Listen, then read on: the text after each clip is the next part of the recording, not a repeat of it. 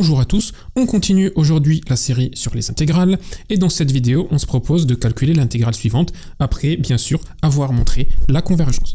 Eh bien on commence justement la convergence dont j'ai fait le début, donc on commence par remarquer que la fonction qui a t associe 1 sur t carré plus 2pt plus q, elle est continue sur R, elle est bien définie. En effet, le dénominateur ne s'annule jamais puisque si on calcule le discriminant, au dénominateur on obtient 4 facteurs de p carré moins q, qui est strictement plus petit que 0, puisque l'énoncé nous dit que p carré est strictement plus petit que q. Maintenant, eh bien, on va voir le problème en plus l'infini et en moins l'infini.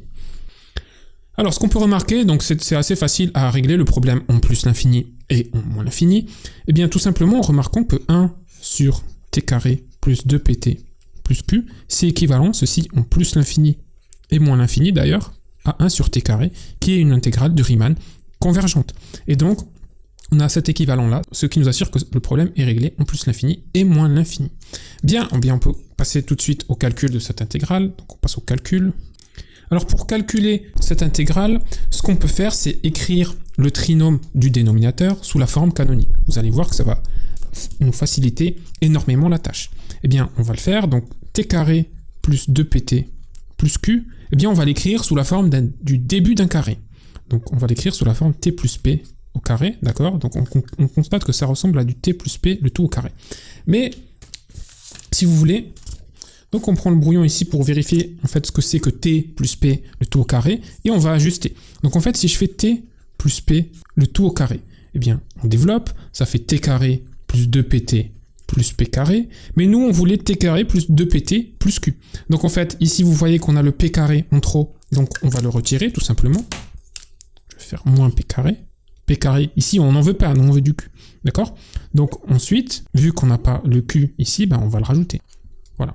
Donc voici comment on a écrit ceci sous forme canonique. Eh bien ce qu'on peut faire aussi maintenant, c'est poser a carré égale ceci. Donc, en fait, on va écrire ça sous la forme t plus p au carré plus a carré, et du coup, en posant a égale racine de q moins p au carré. D'accord? Si a carré c'est ceci, eh bien a c'est la racine de ça, en fait, tout simplement. Eh bien maintenant, on va voir comment calculer l'intégrale. Donc on peut écrire cette intégrale-là, vu qu'on avait démontré sa convergence. Donc on peut l'écrire sans se soucier du problème de convergence. Donc c'est dt sur t carré plus 2pt plus q. Et donc on va remplacer t carré plus 2pt plus q par ce qu'on avait là. Donc t plus p tout au carré plus a carré. Donc t plus p au carré plus a carré. Et bien maintenant, ce que je vais faire, c'est que je vais faire le changement de variable, u égale ça.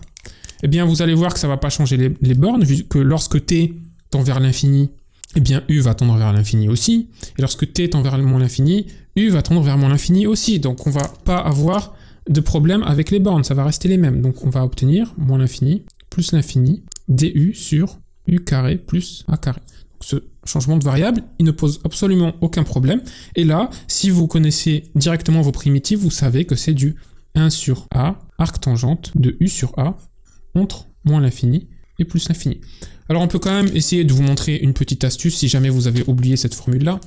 Et si jamais vous avez oublié cette formule-là, eh bien ce que vous pouvez faire, c'est remarquer que 1 sur u carré plus a carré, en fait, vous pouvez prendre le a carré en facteur, donc c'est du 1 sur a carré, facteur de u carré sur a carré plus 1, et donc ça, c'est du 1 sur a carré u sur a au carré plus 1.